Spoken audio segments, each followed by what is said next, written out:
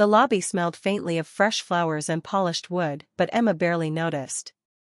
Her hands were clammy as she stood in front of the hotel desk, staring at the printed bill in her future mother-in-law's hand. "This is yours," her fiancé's mother said, her voice calm but sharp, like a knife wrapped in silk. "You booked the wedding weekend, it's only fair you cover our suite." Emma's throat tightened. Their suite.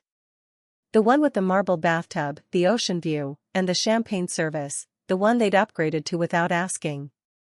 The total at the bottom of the page made her stomach drop. Her fiancé shifted beside her, staring at the carpet like it suddenly became fascinating. "Babe, maybe we should just pay it," he mumbled. Emma's heart pounded. She had been saving for months just to afford this wedding. She had calculated every flower, every plate, every chair. This single bill would eat into her entire honeymoon fund. She opened her mouth to protest, but the words stuck. She could feel everyone's eyes on her, judging. If she said no, she'd look selfish. If she said yes, she'd resent it forever. So, she did what she'd always done to keep the peace. She smiled through the ache in her chest, reached into her purse, and wrapped trembling fingers around her credit card. Emma held the credit card in her hand like it weighed 100 pounds. The lobby suddenly felt too warm, the chandelier lights too bright. Her fiancé stood beside her, silent, shifting his weight like a guilty schoolboy. He didn't defend her. He didn't even meet her eyes.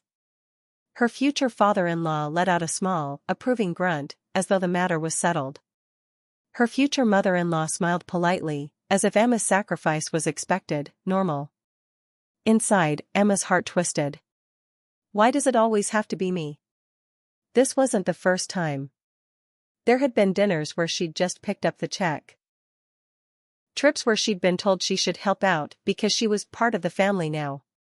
She'd told herself it was temporary, that marriage would change things. But standing here, she suddenly saw the truth. This was going to be her life unless she found the courage to speak up. Her throat burned with the words she wanted to say. "I can't afford this. It's not fair." But they stayed trapped inside. The receptionist looked at her expectantly, pen in hand, ready for her signature. Her chest tightened, and for a moment, she thought she might cry right there in front of everyone. And then, the glass doors behind her slid open. The glass doors slid open with a soft whoosh, letting in a gust of cool evening air. Emma turned instinctively, and froze. There he was. Her dad. Still in his work clothes, a little tired around the eyes, but smiling the way he always did when he saw her. The kind of smile that said everything was going to be okay, even when it wasn't. "Hey, kiddo," he said warmly, striding across the lobby. "Did I miss check-in?" The sight of him nearly undid her. Her grip on the credit card faltered. Her future in-laws looked him over quickly, their polite smiles faltering just a little, as if his unexpected presence disrupted their perfect script. Her dad's gaze flicked from Emma's face to the bill in the receptionist's hand, then to the uncomfortable expression on her fiancé's face. He didn't need anyone to explain. "Emma," he said softly, stepping closer, "what's going on?" Something in his voice, calm, steady, safe, broke the dam inside her. They upgraded to the luxury suite," she admitted, her voice trembling. "And they want me to pay for it." Her dad didn't raise his voice. He didn't frown. He just nodded once, slowly, like he was piecing together a puzzle. "Is that so?" he said, his tone suddenly different, still quiet, but carrying a weight that made the room feel still. Emma's fiancé finally looked up, his face pale.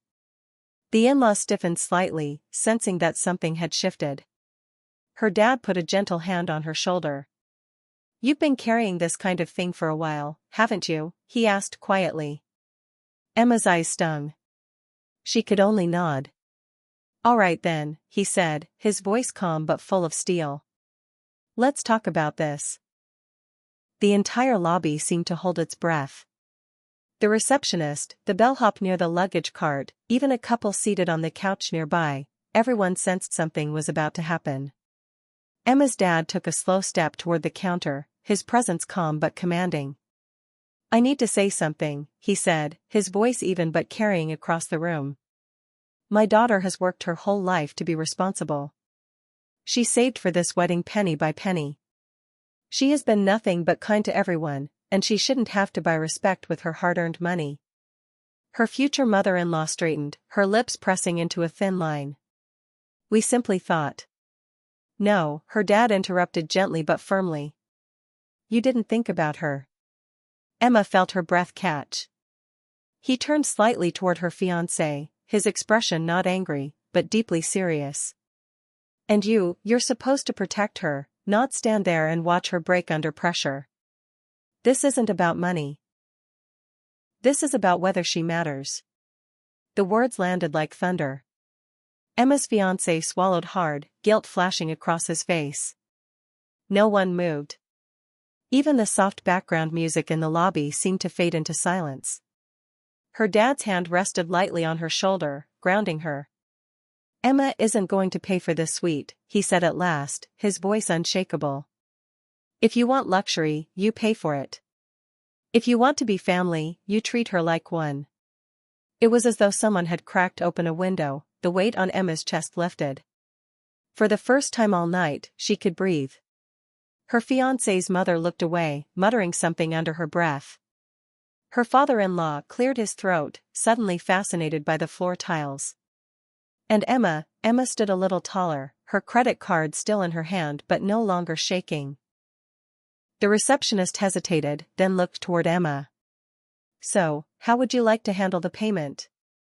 Emma's dad gave her shoulder a gentle squeeze. Go ahead, kiddo, he said softly. Say what you need to say. Emma drew in a slow, steady breath. Her voice came out quiet, but it didn't waver. I'm not paying for the suite, she said. It wasn't my choice, and it isn't my responsibility. Silence. Her future mother-in-law's mouth opened like she might argue, but then closed again. Her father-in-law cleared his throat and muttered something about splitting it. For the first time all evening, Emma smiled, not the tight, forced smile she had worn before, but a real one. The bill was divided fairly among the parties. The receptionist handed her a smaller receipt, and the number felt manageable. As they walked out into the cool night air, Emma felt lighter than she had in months. Her fiancé walked quietly beside her, then stopped suddenly. I should have said something, he admitted, his voice low. I froze. I was scared to upset them, but I should have stood up for you. Emma turned to face him. He looked earnest, almost boyish, like he was seeing her in a new way. I promise, he said, taking her hand, I'll do better. You won't have to stand alone again.